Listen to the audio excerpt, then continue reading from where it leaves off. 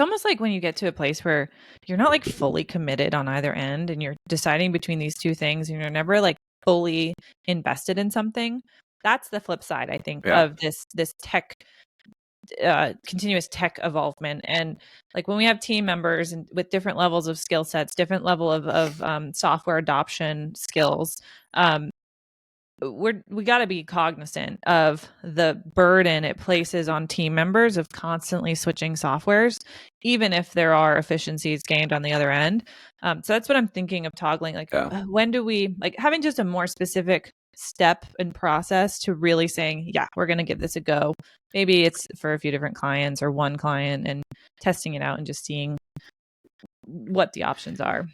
Yeah, it probably makes sense to process map that, say, here are the outputs we would be looking for if we were to adopt new tech. Here's the impact on our technology cost and what we'd be absorbing on behalf of client services. So yeah, it's a really good point to manage that well. But at the same time, we're at a place right now where we are able to be very agile when it comes to tech adoption, because we don't have a massive behemoth where we have to, train 100 people on a new software. Like we can move pretty quick, which is something which I like. I love that. Same.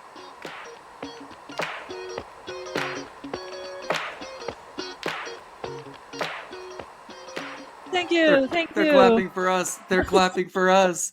Pew, pew, pew, pew. We're shooting from the hip today. Let's go. I'm excited. I'm always excited for potty time because it's potty time. It's just a fun part of the week, just to riff on things and chit chat. We're talking all day, but I don't know. I have a lot of fun with this. I think I'm most excited for this riff sesh because we didn't even think about what we want to talk about. So let's just see what comes out. Yeah. So right now we're in the process. So Q4 of 2023, diving into planning for next year, trying to figure out what steps we need to take, who we need to hire, how we grow, how we scale for 24. So I think we just riff on that for half an hour or so. Let's do it. I know this week actually was the first time I really realized how quick 2024 is coming up. It's happening real quick. And, I was doing some remainder of Q4 planning, seeing how little time we have left in the quarter. And it's time to start planning 2024. Not only are we planning for 2024, but also all of our clients are. And they're starting to line up budgets for next year, try to put steps in place to close out the year really strong. Yeah, it's been a lot of fun kind of going back and forth with clients on budgetary items and things like that to get things lined up. So yes, let's talk about 24 for us. For us. We got some exciting things on the horizon, I'd say. I think the number one thing that comes to mind, if I'm like, Stacey, what is your number one goal for 2024? It is to get out of client work, to start working on the business as much as possible. That to me is going to define success in the role, because that's going to allow for the future growth. I agree with that, but how would we do that? How do we get there? So it's interesting because I have this whole metric in my head around like consistent growth, X clients per month, onboarded, number of employees to get there. How do we measure capacity and all these things? But I think the one thing we haven't fully decided on, you and I, is like we have a vision, but not a fully set in stone vision of how big we want to get. Yeah. And we go back and forth with that. And I think it'll continue to change. I mean, I believe, right now we're at 4 people. We'll end this year with 4 individuals on the team. And I would love to talk to other firm owners about this, but I believe between 4 employees where we are today to 10, 12, maybe even 15 employees, there's this element of fragility that exists to where if you have one team member leave, you don't have enough redundancy to be able to backfill that work really effectively. And it really starts to create friction in the organization to where, you're just kind of scrambling to make ends meet in some instances. Mm-hmm. And, that's not the place we want to be in. And I think that a lot of A lot of our ideas that we've had in our heads are now starting to actualize because we do have a team. We are building people, and it's okay. Now we got to put our, what is the saying? Put our something where our mouth is. What's the saying? Money, money where your mouth is. Is that it? Yeah. Thank Dollars, you. money, cash. And it's like, okay, do we want to have employees work 40 hours a week? But I don't know. Do we I don't want to want work 40 hours a week. Do you want to work 40 hours a I week? don't want to work 40 hours a week, but how do we sustain a good model where we set that expectation that we don't want people, do we publicly say to our team, I only want you working 32 hours a week maximum? I'm going to go back on what I said because I genuinely love what we do, and I'm more than happy to spend 40 hours a week doing that if my time, my family, and the things that are my passions outside of work allow me to spend more time doing it, because those come as priority to me. And so I'm more than able to spend more than 40 hours, but that comes secondary to family and life and the things that I want to full send with in my hobbies. And right now I'm spending more than 40 hours a week, and I love it. I freaking love every second. Yeah, likewise. But I'm like, okay, now we have a team. Do I expect them to also put as much love into this? I don't, because we have a different approach to our business than our employees do. And so we need to define those things, especially if we're going to be hiring however many people next year. And I want it to be clear how much work we expect people to put in and what that looks like as we grow and scale. Because if we do have an employee leave, I want it to be still very manageable to take on the additional workload, and everyone feels empowered versus stuck in a situation that might not be ideal. And I think that in and of itself, in terms of the employees, the amount of work that they're able to contribute, the amount of efficiency that we're able to drive through employee engagement, like that is a question that has perplexed professional services for years. Because if you look at public accounting, they've not been able to get a manageable workload in a normal 40-hour week. And we want to take that traditional 9 to 5, 8-hour a day mindset and flip it on its head and say, we want to have this adaptable work environment where your work caters to your life and not vice versa. And so, like, trying to put definition around that's going to be really helpful as we move into the next year to be able to bring those team members on board that are seeking that type of lifestyle. And it's hard, right? I think even with the team we have now, we're not doing anything proactively to say to our team members, what are you doing outside of work?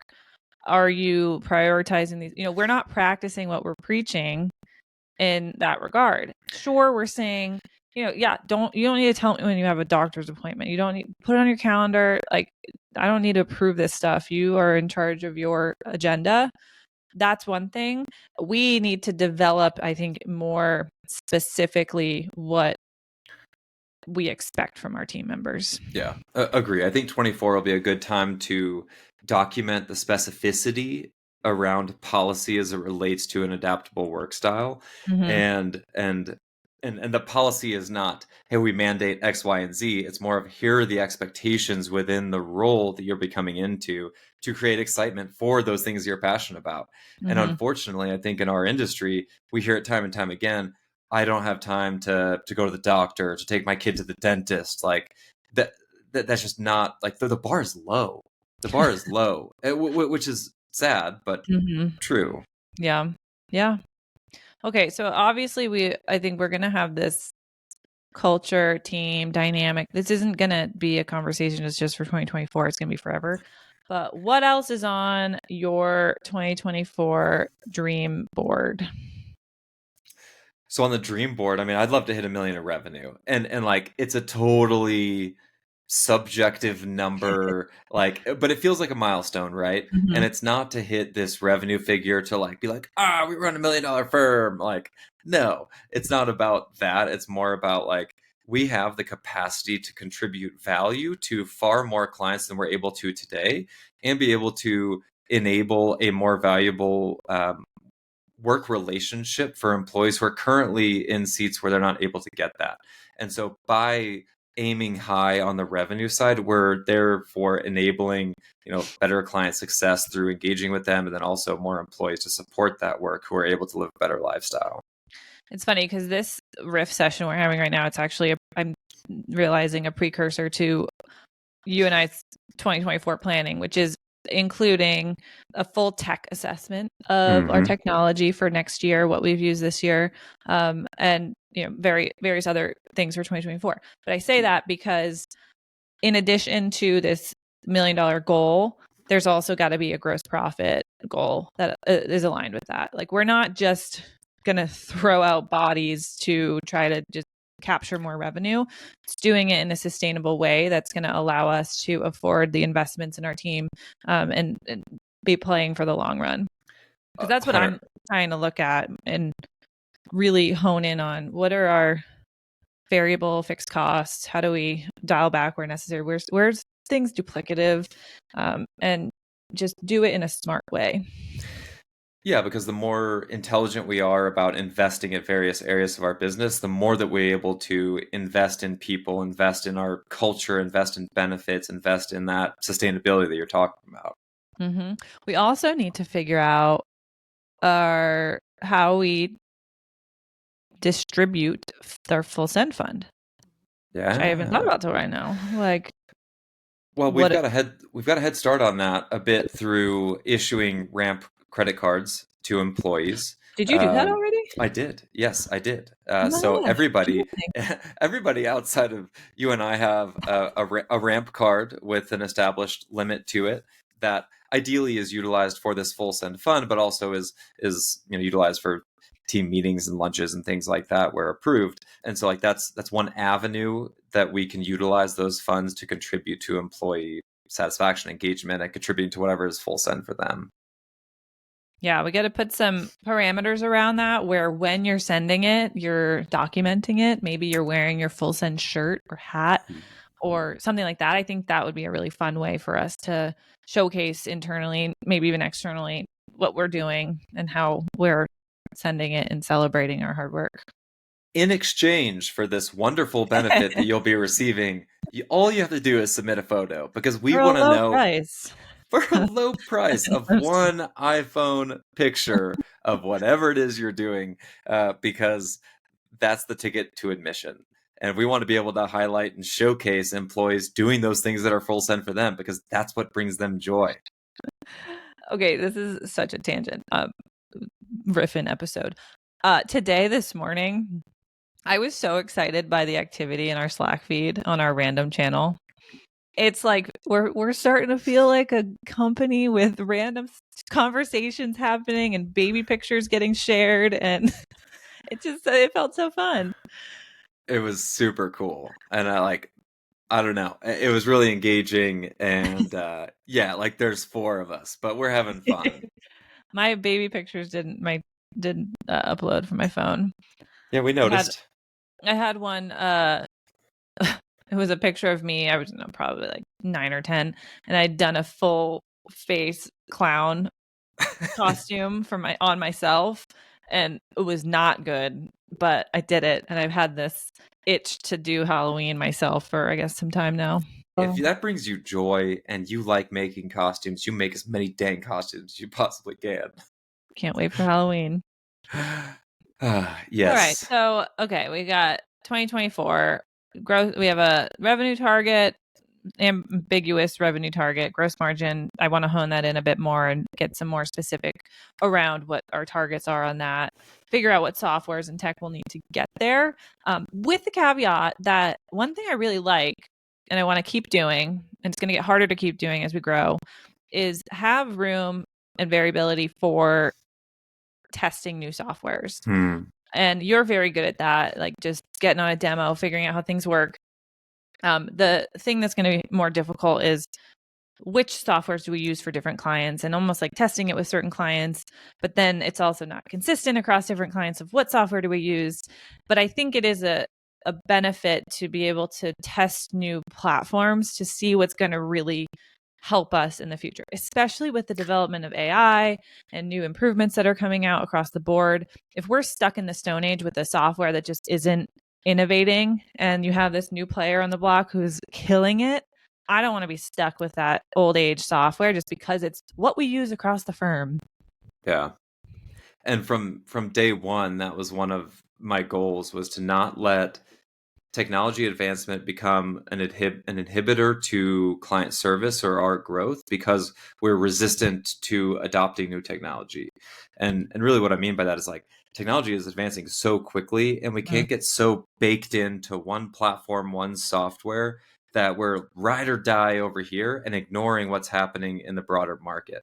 And Mm-hmm. thankfully, we're very clued in to the market and the advancements that are happening.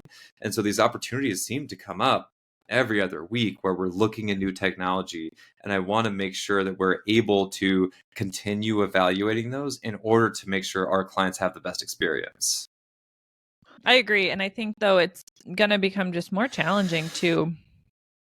It's almost like when you get to a place where you're not like fully committed on either end and you're deciding between these two things and you're never like fully invested in something. That's the flip side, I think, Yeah. of this tech continuous tech evolvement. And like when we have team members and with different levels of skill sets, different level of software adoption skills, we got to be cognizant of the burden it places on team members of constantly switching softwares, even if there are efficiencies gained on the other end. So that's what I'm thinking of toggling. Like, Yeah. when do we, like, having just a more specific step and process to really saying, yeah, we're going to give this a go. Maybe it's for a few different clients or one client, and testing it out and just seeing what the options are. Yeah, it probably makes sense to process map that, say, here are the outputs we would be looking for if we were to adopt new tech. Here's the impact on our technology cost and what we'd be absorbing on behalf of client services. So yeah, it's a really good point to manage that well. But at the same time, we're at a place right now where we are able to be very agile when it comes to tech adoption, because we don't Mhm. have a massive behemoth where we have to, train 100 people on a new software. Like, we can move pretty quick, which is something that which I like. I love that. Same. I agree. And I'm just thinking that, as we grow, it's going to be more difficult to continue to do that in such a fluid way. Not Yeah. saying it's going to be impossible by any means, but just having it in a more processed way, I'd say. But I think on that front, like, we're doing a really good job of making sure that we're selecting vendors really intelligently by by going beyond the typical vendor relationship. We don't want to just bring on a vendor that we're just paying and we have no lines of communication with, no contribution to their future state of product. And so by putting ourselves in those positions to contribute to their future growth, we're also contributing to our future growth. And so Mhm. we need to continue doing that, leaning into those softwares that are really enabling a quality client service. Yeah, and it's not yet another item that requires time and ability to be it's in the bucket for me of focusing on the business versus in the business. So Yeah. like we need time. We can't be always in client work and not having the white space to think about these things and spend time improving. Because I agree, I love working with the different partners. Like working with Financial Sense, I'm like, hey guys, this is annoying me. Can you fix this? And they fix it. Obviously, if it's warranted, some of my requests go unanswered, but can't have it all. But yeah, I mean, it pays dividends for us and our team as well. Yeah, it does. It does. And we just need to make sure that we're able to be very cognizant of how that time is being used, because it can be a huge time suck. And so then we go back to our decision making matrix that we've talked about in past episodes of, like, is this a hell yes? Is this a type of partner that we Mhm. really want to, like, hop on the wagon with and ride for the next number of years? Because if it's not, then we're really going to have to think critically as to how that plays into our current growth if it's not part of the future plan. Yeah, we can't just say yes to everything. No, Not sustainable. no, Um, no, not at all. One thing I'm really excited about for 2024, and I guess still in 2023, tail end of 23, is getting more involved in the accounting space, Mhm. the firm ownership network. I'm still very new. There's so many people I haven't met that I've only met online and LinkedIn and email and Zoom, and QuickBooks Connect is coming up. Going to Vegas. Haven't been to Vegas in a minute, but we're going.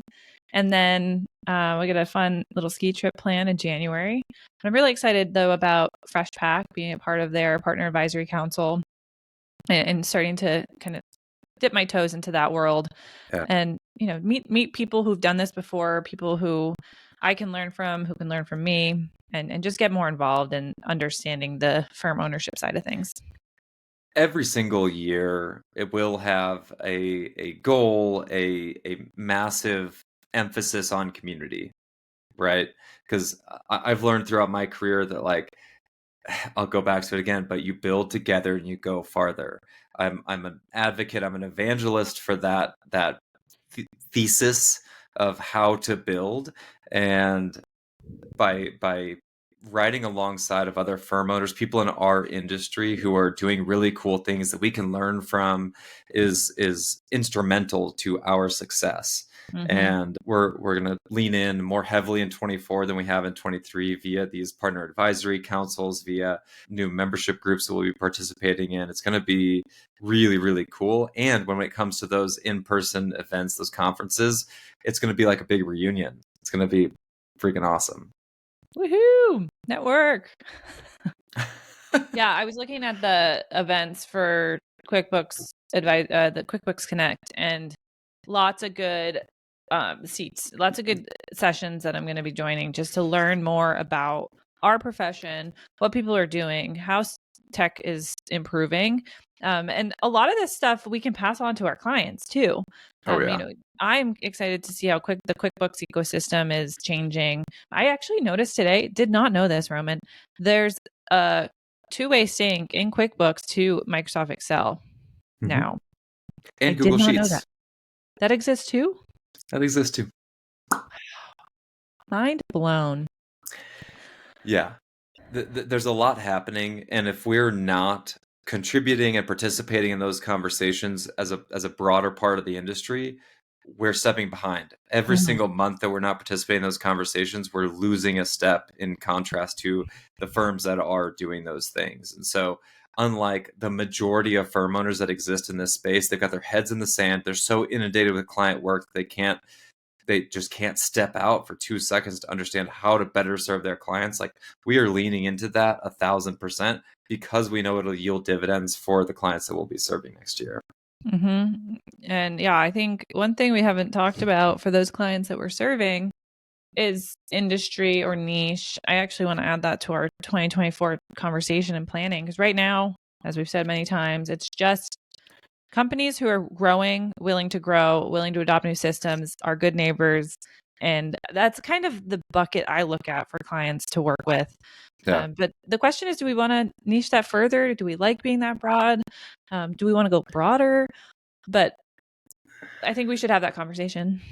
Yeah, I think that'd be a really good topic to dive into, because right now, I mean, I think about it from the standpoint of like 500K in revenue to 20 million, pre-seed, seed through Series B from a venture scale perspective. Like, that's who we play with. And more from an industry agnostic perspective, we see a lot of tech, we see a lot of CPG, we see some services. And so it's very broad right now, but our team's skill set is capable of supporting those companies really well. And so I do think there will be room for honing that in a bit further. But right now, like, a lot of those companies, whether it's tech, CPG, services, in those growth phases, are facing similar challenges, just slightly different from an accounting perspective on how we handle them. Yeah, absolutely. And I think, we might, over time, as we get different clients on board, it might change the type of people we look to hire, type of skill sets we want to bring on.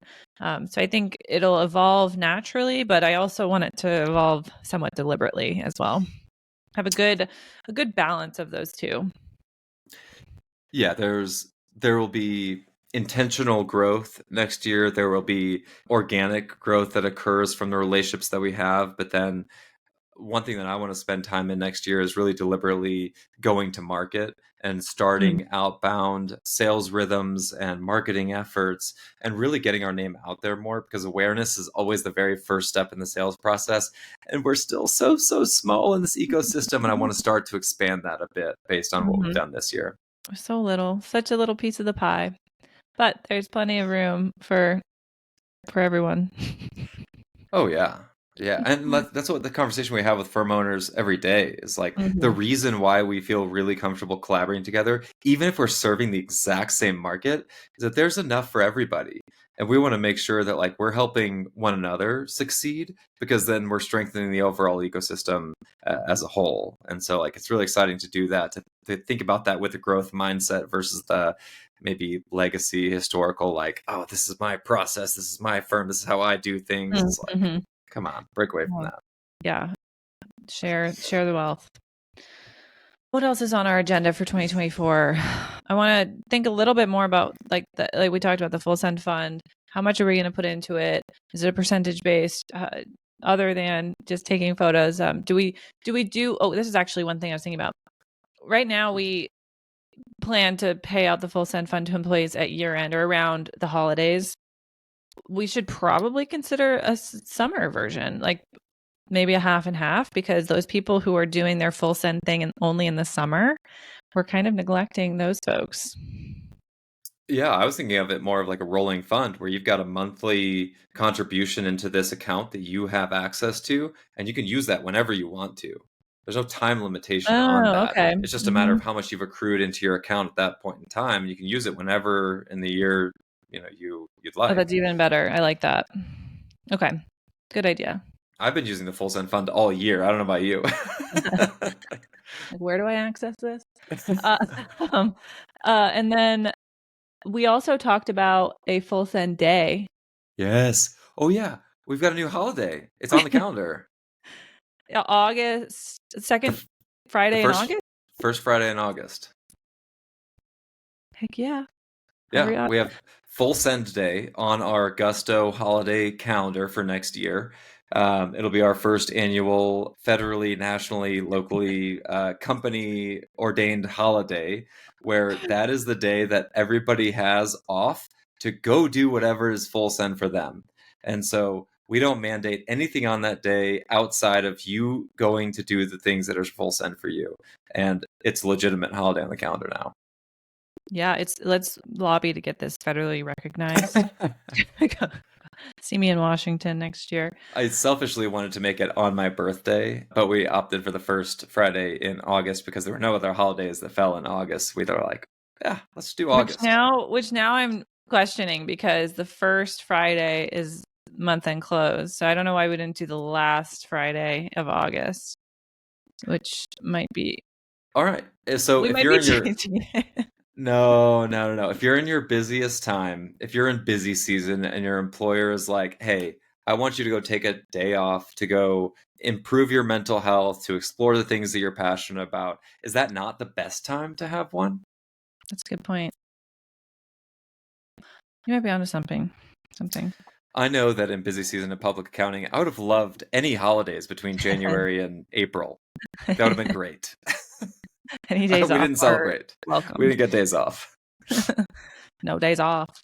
Oh, There was one other thing that came across my mind, and of course it's escaped me. that's a good transition. So, what this week was full send for you? How did you send it this week? Ooh, I'm not going to answer how I sent it this week, but I will answer how I plan to send it this weekend Ooh, okay. I like it. because I am utilizing my Halloween costume tonight, this evening, Max and I handmade a really baller giraffe costume. I can't wait to show you. I'll wear it on Tuesday. Fantastic. So, you handmade a costume. And how long has this taken you to make? Oh, it's been easily 20 hours that I've spent on this costume. 20 hours on work Must have. time. Not Wow. on work time. No, no, get out of here. Glass of wine at night, 7 to 9 p.m. Maybe it's been around 15 hours or so. We'll see. All right, all right, all right, all right. Well, good. I'm glad you sent it by building a Halloween costume this week, and we'll wear that this weekend. I do not have a Halloween costume. It's supposed to be like a high of 25 and snowing the next 2 days. Oh, And bummer. so we're going to be inside because we can't ski yet. But I sent it just by going to Workflow Con this week and participating in Financial Sense's conference about workflows and learning a lot. And I got a lot of energy and joy from participating and listening in that conference. And yeah, super fun and exciting. I love those conferences. I love like making it just easy. I think they did it really well for a remote conference, which usually those are a little hit or miss. Yeah. Good Yeah, stuff. top notch quality stuff. I'll be looking forward to next year's. But this was all a pre-conversation for our actual 2024 planning that will commence here in several weeks or a month when you were in town here for our holiday party, which the date still needs to be locked down, but that's in progress. Can't wait. Well, until next time. Until next time. You can find us at fullsendfinance.com or on LinkedIn at Stacey Feldman CPA or Roman Villard CPA. Bye-bye. Thanks for tuning in to this week's episode of Building in the Wild. If you found value in our conversation, we'd appreciate a review on Spotify, Apple, wherever you get your podcasts. To stay up to date, make sure to hit that subscribe button.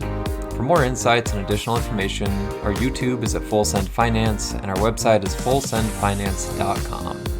Remember, the business landscape may be wild, but you don't have to navigate it alone. Build together, go further. Until next time.